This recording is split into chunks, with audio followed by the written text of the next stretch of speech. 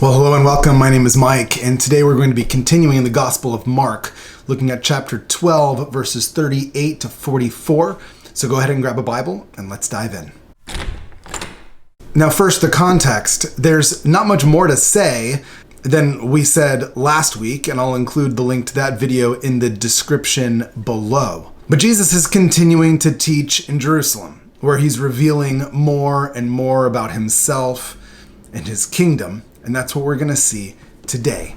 Mark writes, starting in verse 38, "And in Jesus' teaching, he said, 'Beware of the scribes, who like to walk around in long robes and like greetings in the marketplaces and have the best seats in the synagogues and the places of honor at the feasts.'" Jesus starts with a warning, beware. And in the Greek, that word is blepo, which really could be translated see, or perceive, or take heed. Here's what Jesus is saying. See the scribes as they truly are. Don't be fooled, but see the truth about them.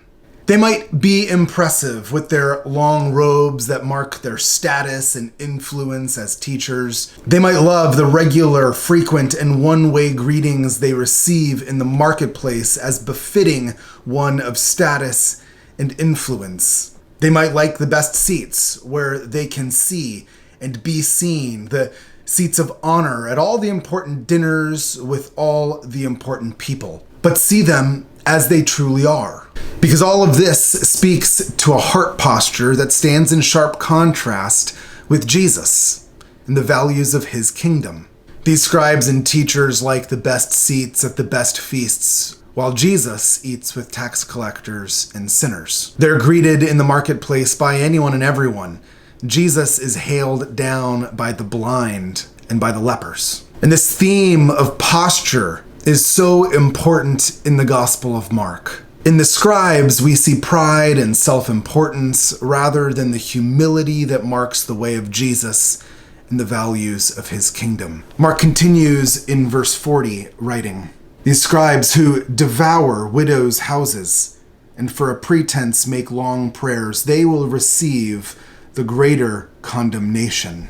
Now, devour widows' houses. We don't really know exactly what Jesus means by that, but the implication is clear. These scribes have little value and concern for the lowly, a sharp contrast to what Jesus has been teaching in the last couple chapters of Mark. Concern for the children and for the blind. Jesus is teaching that whoever would be first must become a servant. He describes the primary importance of love for neighbor. For Jesus, people of no importance have immense importance, whereas the scribes have no time for women of no social standing. And these scribes, they love long prayers. I have a friend whose grandfather used to always say that mealtime is not the time to start a prayer life. And isn't that true? There's a time for long prayers, but it's not in front of everyone else. To take it a step further, even still, though, Mark here is making a connection between social justice and religious hypocrisy, just as the Old Testament prophets did. These scribes devour widows, and yet, in the same breath, long, showy prayers. For Jesus, you can't separate the two. Social justice and love for God, just as you can't separate love of God from love of neighbor, as we saw last week. And Jesus ends by saying that they will be judged for it. God sees them, and accountability and justice will come. Now, my ESV Bible separates these two sections, verses 38 to 40 and verses 41 to 44. I'm not sure that that's what Mark intended. I'm not sure we should separate them, and I'm so glad that the lectionary doesn't. Here's what Mark writes, starting in verse 41. "And Jesus sat down opposite the treasury and watched the people putting money into the offering box. Many rich people put in large sums. And a poor woman and a poor widow came and put in 2 small copper coins, which make a penny." Okay, first, this is little, but I think it's worth noting that Jesus watches what the people do with their money. Jesus watches what we do with our money. It matters to him. Now, the rich people put in large sums. Great, they should. And Mark actually doesn't make any sort of comment here about the rich. He's not negative towards them.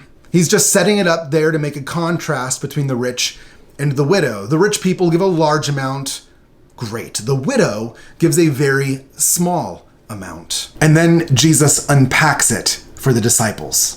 In verse 43, Mark writes, "And Jesus called his disciples to him and said to them, 'Truly I say to you, this poor widow has put in more than all those who are contributing to the offering box. For they all contributed out of their abundance, but she, out of her poverty, has put in everything she had, all she had to live on.'" Okay, let's talk about this. And there are a couple of quotes from the church fathers that I find really helpful. Jerome, commenting on this text, writes, "The quantity of possessions does not count in the kingdom's audits." And John Chrysostom goes on to say about the same text that the kingdom of God is not for sale. And this is good news. This is good news for a world where money still equals status. Mark is saying that in Jesus' kingdom, that's not how it works. Money doesn't equal status. The kingdom of God is not for sale. And despite the fact that it may seem like that sometimes in our churches, that those who tithe the most have the greatest influence, that is not the way of Jesus. Heart posture matters significantly more than quantity. Generosity matters significantly more than being wealthy. Humility matters significantly more than importance. And how we steward the money that God has entrusted to us speaks volumes about the posture of our heart. Now, that theme of posture and one word, the word widow, is what I think connects these two sections in Mark. What I find myself wondering is if Mark is perhaps juxtaposing not the rich people who give a lot and the widow, but the scribes, verses 38, 39, and 40, and the widow. And it's that language of widow which Mark uses in the first section, and then again in the second section, that ties them together, that repetition. And so the problem for the scribes here, according to Jesus, is posture. They're concerned with appearances and influence, and they don't have a concern for the lowly and the poor. And that's contrasted with the actual poor themselves, with the widow whose posture is one of humility and generosity, who gives out of an overflowing heart posture. Now, I've heard it said before that perhaps the connection here is one of justice. That you've got the scribes who devour the widows, and then you've got a world where a widow has very little and gives everything that she has. And it's worth perhaps exploring the systems in play there, the systems that allow important men to devour widows so that they have nothing to give. But I'm not sure that that's actually Mark's primary point here. I think what he's trying to tell us is that humility is a primary value in the kingdom of God, and that it's actually the humble posture of a heart that serves as a marker of status in God's kingdom. And this stands in sharp contrast to the values of the world, where money, status, education, influence, connections are markers of status.